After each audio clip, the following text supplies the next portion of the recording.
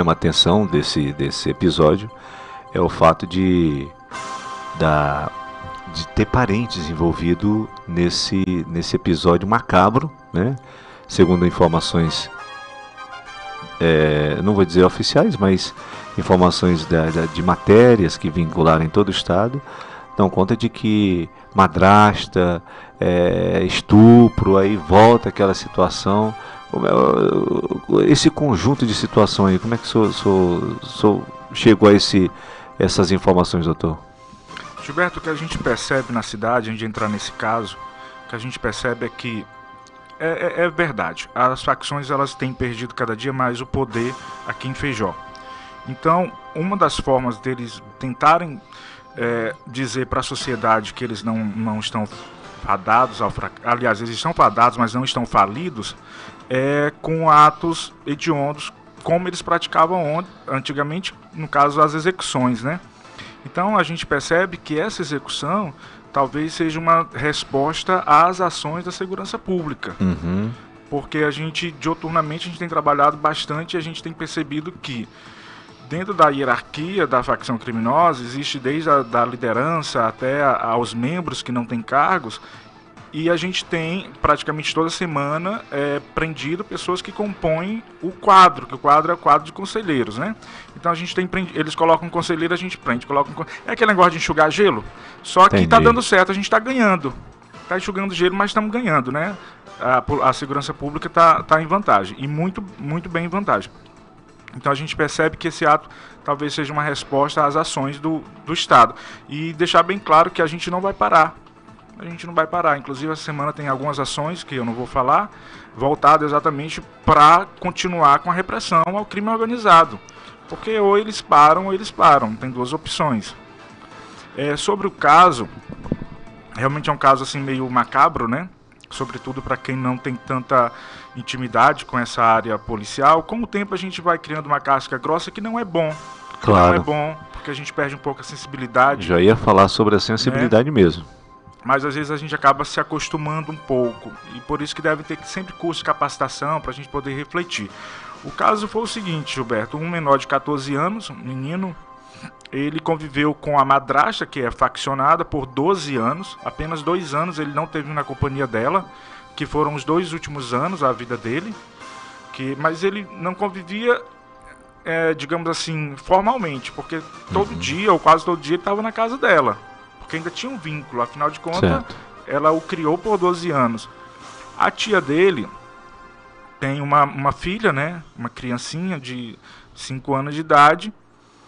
E supostamente o menor, que foi morto, havia estuprado a própria prima no dia 18. Como é que estão as investigações sobre o estupro? Ontem nós começamos a trabalhar isso, encaminhamos a menor para perícia, né? Exame de conjunção carnal. E encaminhamos ela também para o atendimento psicológico feito pelo CREAS, né? Que é necessário em todos os casos a gente encaminha, e eu quero até parabenizar o CREAS, porque está fazendo um trabalho muito bom em parceria com a Polícia Civil de atendimento a essas vítimas de violência sexual. Então, com relação a se houve ou não estupro, ainda está em investigação. Não tem como eu saber ainda. Mas a gente logo quer desvendar essa situação para poder entender qual a motivação da mãe da criança supostamente violentada sexualmente, né? Porque foi ela, que é tia do menor vítima, do menor morto, que levou o menor, que cobrou a morte do menor para a facção. Não sei se os ouvintes estão entendendo. A tia disse que o sobrinho dela estuprou a filha dela, de 5 anos de idade, e cobrou a cabeça do cara para a facção. E a madrasta levou ele. Meu Deus. Então as duas são faccionadas. Uhum. As duas têm... A tia está na facção há muito tempo. A madrasta está há menos tempo. Né? Inclusive tem uns vulgos bem interessantes. A madrasta é Bibi Perigosa, daquela novela da Globo lá. E a tia é a professora do crime, né? Poderia ser professora de outras coisas, mas não do crime. E daí a facção resolveu por bem matar o menor. Matou no dia 19. O horário em si, a gente tem uma ideia do horário. Fala de requinte de crueldade, de tortura. Porque faz parte do modo operandi, né? Entendi. Das facções. Eles torturam bastante, batem bastante e depois dão o golpe de misericórdia depois que a pessoa já está praticamente morta. Então, nas partes íntimas do menor, apesar do corpo já estar, quando foi encontrado no dia domingo agora, ele já estava em estado no estado gasoso, né, que é quando você incha bastante, que se você mexe no corpo, os gases literalmente saem, né? Eu acho que quem já encontrou o corpo deve saber do que eu estou falando. Mas mesmo assim, Gilberto, foi possível perceber que na região peniana do menor estava muito mais inchado. Entendi. Então a gente acredita sim que teve tortura. Eu acredito piamente que teve tortura, mas que teve tortura também na região das partes íntimas dele, porque é o modo que se executa uma pessoa que foi autor, ou supostamente autor, do crime de estupro. O corpo estava em um local bem isolado da cidade.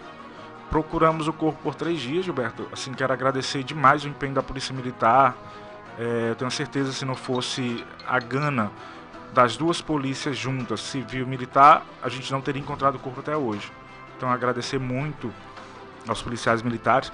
O IAPEM e os bombeiros também deram um apoio relevante, mas a Polícia Militar foi extraordinária, esteve conosco do início até o final. Prendemos em flagrante 5 pessoas, inclusive 2 conselheiros e o geral da cidade. Porque assim, a gente vai prendendo, eles vão substituindo, entendeu? Entendi. Aí você olha pra eles, Gilberto, é interessante. Você olha pra eles, menino, isso é conselheiro de quem? É aquela situação que eu sempre falo, né? Podendo estar optando por uma vida melhor, uma vida de estudo, uma vida de trabalho, opta pelo crime e não tem nada na casa. É uma casa assim que nem é casa. Não é. E poderia estar vivendo em outras condições se tivesse vontade. Porque saúde tem, são meninos muito jovens, né? O senhor falou algo que chama a atenção, são praticamente crianças, né? Em torno de 16, 20 anos. Tinha um que tinha 32 anos. Eu falei, cara, tu é o faccionado mais velho que eu já ouvi aqui. É muito raro você encontrar um faccionado acima de 30 anos. Geralmente está entre 16 a 22, 23, porque eles têm uma expectativa de vida muito curta. Ou eles morrem muito cedo, ou eles são presos muito cedo. Não Isso tem é saída. realidade, né? Não tem saída. Tem que ter políticas públicas e tem que ter boa vontade da própria pessoa.